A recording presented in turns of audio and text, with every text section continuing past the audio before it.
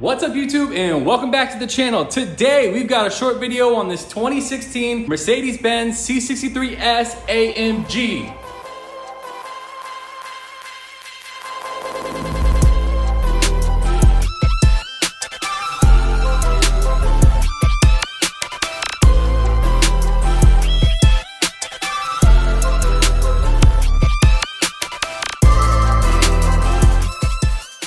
So on this car, we had a customer complaint of a pretty major vibration. I hopped in and immediately I could tell that there is a major vibration going on in this car. When you get a vibration complaint on a Mercedes-Benz, especially an AMG or like a V8 Mercedes, it's not uncommon for the motor mounts to go out. These have hydraulic motor mounts where they have a cushion of hydraulic fluid that the engine technically sits on so that the vibrations from the drivetrain don't get transferred through to the chassis into the seat, and it's part of what gives you that luxurious luxury car ride that these have. So when we got a vibration complaint on these, I'll show you guys the quick test that we do.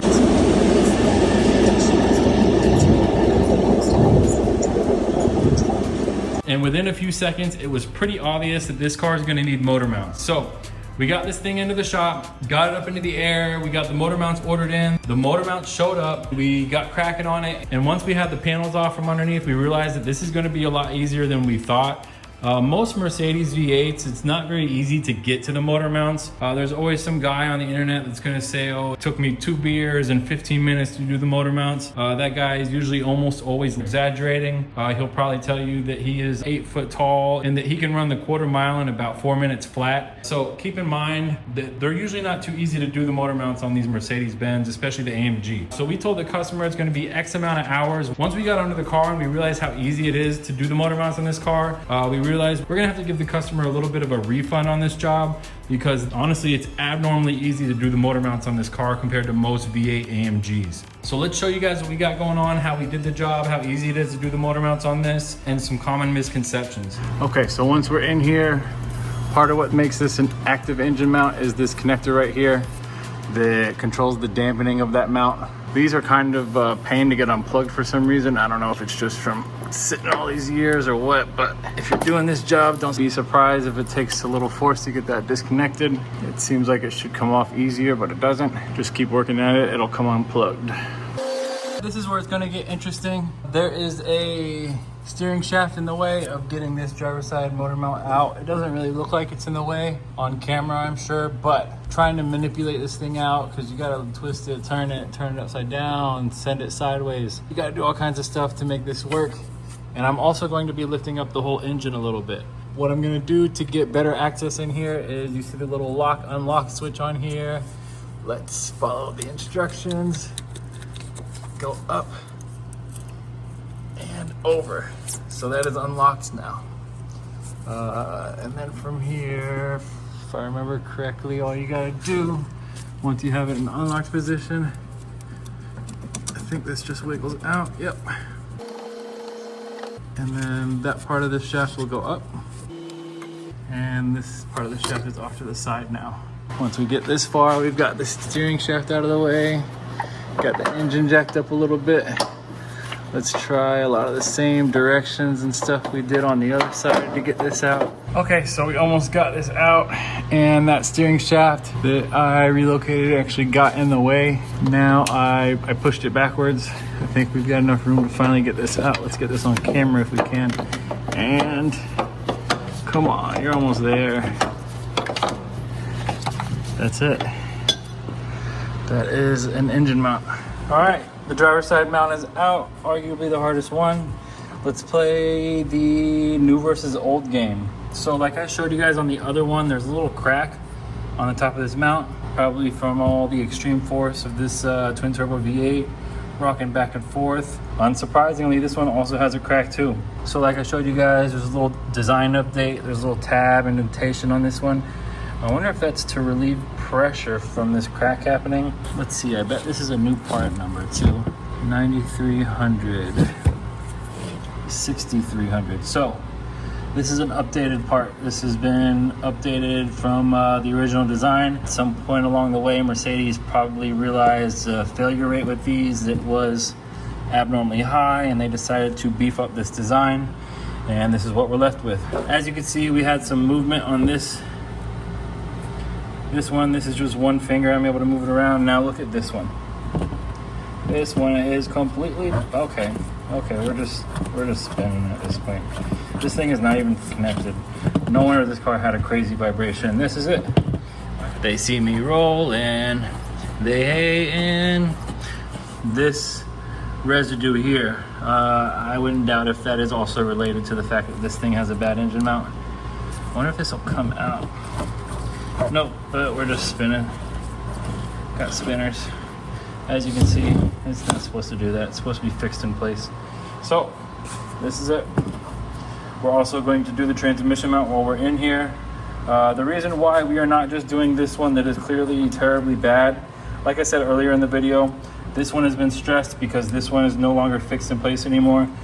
This has been taking the brunt of the abuse, and then the other fixed point of the drivetrain is the transmission mount. That is very common for those to wear out and develop a vibration in the cabin. The transmission is directly under the seat.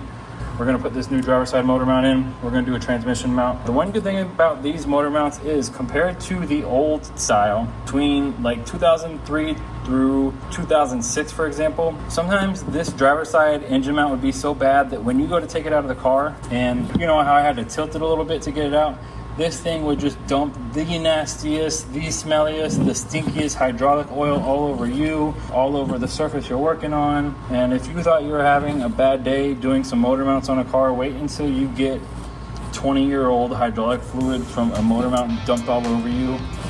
Your day just went from bad to worse. So, like I said, let's get this new shiny mount in there. We're gonna do the transmission mount. Let's get this car back on the road, do a little test drive, and this thing is gonna feel like new. So putting the new mount back in, let's see if I can kind of do this with one hand. As you can see, we have the engine jacked up and just enough to get the motor mount in and out on this side.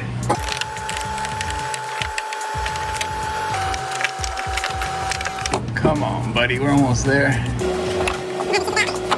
Finding the way it wants to go in. All right, let me put the camera down. All right. Got the engine mount roughly in place. There are 3 bolts that go in here. 1, 2, it's kind of hard to see the one that's up in here. Here's one trick you will probably use whenever you're doing motor mounts on these cars. I have each of these 3 bottom bolts only threaded in maybe 4 or 5 threads each. This is going to give us a little more flexibility when we go to the other side, because this one's probably gonna be a lot harder to get out with the steering column in the way. I can already tell that that one's going to be a little more difficult, but what we're doing is we're not tightening these bolts down all the way. It'll give us a little more flexibility. Let this engine mount move around a little bit so that that other side is a little more flexible. All right, transmission mount is also really easy on these. I could probably do it all in one little clip.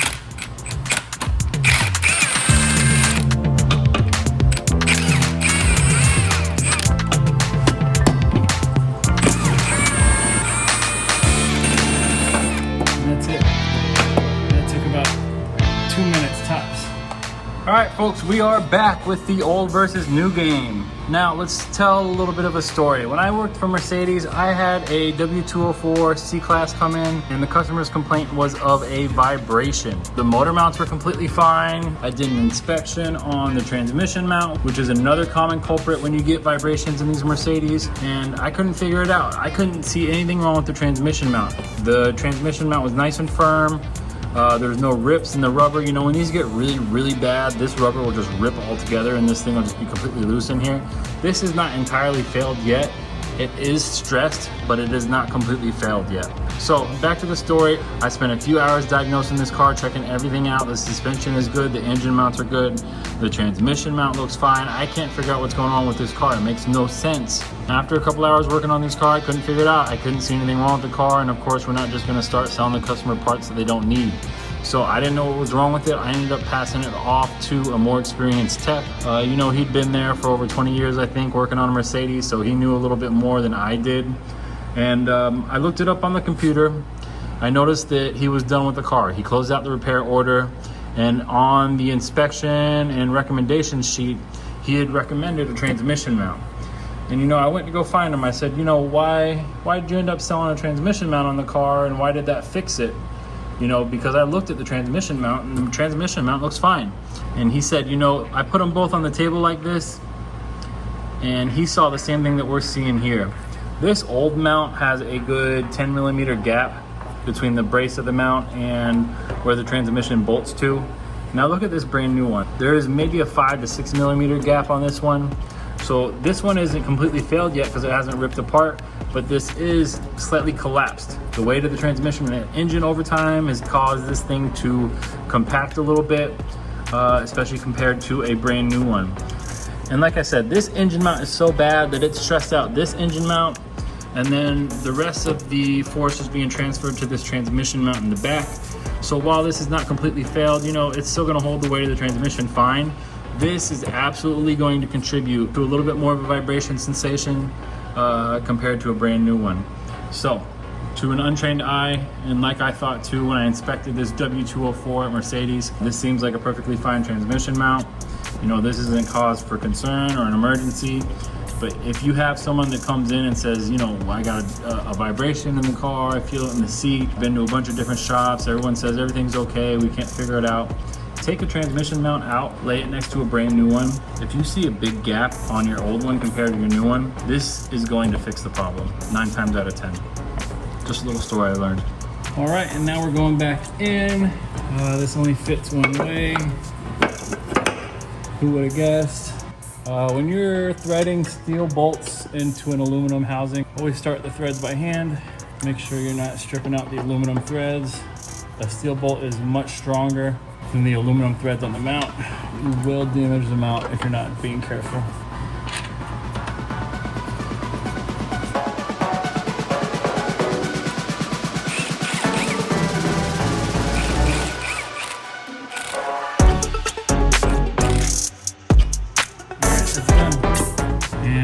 Let's fill the car up with oil now that we finished the engine oil service and the mounts, and I bet this thing feels like a new car again. So one common misconception we see in the industry a lot, and you know, I used to think the same thing before I got into the industry. That's a Z06 from that same customer. Check them out. Both these cars are for sale at Premier Auto Lounge. One common misconception we see is someone will say, hey, I got an estimate from this shop. They're saying it's gonna be $1,200 to do this job, and I got it done somewhere else. It only took them an hour, and you know, the other shop is ripping me off. You know, not necessarily. You gotta keep in mind, especially if it's a unique job or it's some unique parts that they haven't seen before or they haven't done that particular job yet, it's not uncommon for a shop to err on the side of caution and kind of overestimate the job. It is way better to overestimate the job and then come back and tell the customer, hey, good news, it's actually a lot cheaper and a lot faster to do that job than we thought. Your bill is only gonna be $600, $700, $800 instead of the $1,200 we expected. So keep that in mind. You know, not everybody's out here to rip you off. Where you are gonna have problems is, let's say you do have a shop that they estimated at $1,200 for the repair and it only took them an hour or two, and then they still charge you that full $1,200. Yeah, that's not ethical. That is bad. You know, it's not good practice. That stuff's gonna come back to bite you eventually. You know, it's not that hard for a customer to figure out, you know, maybe in a couple years time when they get that job done again, or let's say the shop made a mistake when they overestimated that job and they still sold it to you at the full price anyways when it came time to pay the bill, that stuff's gonna come back to bite you. So, you know, you gotta take care of your customers. That's just day one business practice, you know, nothing too secret, nothing too complex right there. But basically the bottom line is, keep in mind, just because, you know, a shop gave you an estimate that seemed too high or it didn't make sense, you know, they're not necessarily trying to rip you off. Sometimes they just want to make sure that you're ready for what it might cost for that to happen, especially on an older model with a lot of rusty bolts and stuff that's snapping apart and breaking off when you go to fix it. Sometimes that's not their fault. You know, they're doing everything they can, sometimes, not always, you know, but sometimes they're doing everything they can, and there's really not much they could do to keep that job from costing, you know, that $1,200 that they quoted. So keep that in mind.